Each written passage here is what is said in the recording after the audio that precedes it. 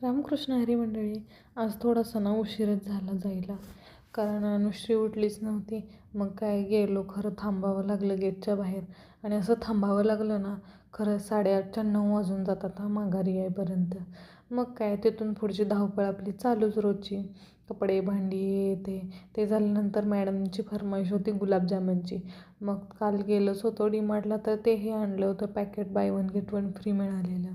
खरं तर खूप आनंद होतो ना असं काहीतरी by one get one free वगैरे असं मिळाल्यावर.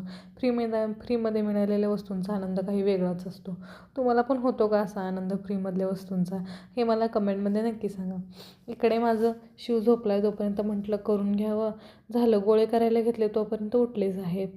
मग काय, गुलाबजामुन आणि साहेबांचा दंगा दोन्ही सोबतच करून घेतलं बरं का. इकडे बघा मला कसा खेचतोय. त्याचं असं म्हणणं असतं की ते ठेव, मला अगोदर घे.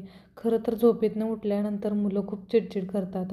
त्यानंतर मॅडमला घेऊन आले स्कूलमधून.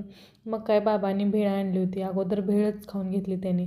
आणि मुलांसाठी एखादा पदार्थ केला आहे आणि मुलांनी असं आवडीनं खाऊन असं छान म्हटलं ना, कसं तृप्त झाल्यासारखं वाटतं आपल्याला.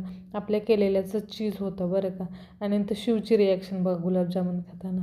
पिलूला तर माझ्या खूप आवडलं बाबा, आणि तिच्यासाठी केलं होतं तिला पण. त्यानंतर संध्याकाळी माझा स्वयंपाक करायचा अजिबात मूड नव्हता, तरी पण घेतला करून. चला तर मग भेटूया नेक्स्ट व्हिडिओमध्ये. तोपर्यंत चॅनलला सबस्क्राईब करायला विसरू नका. Bye bye.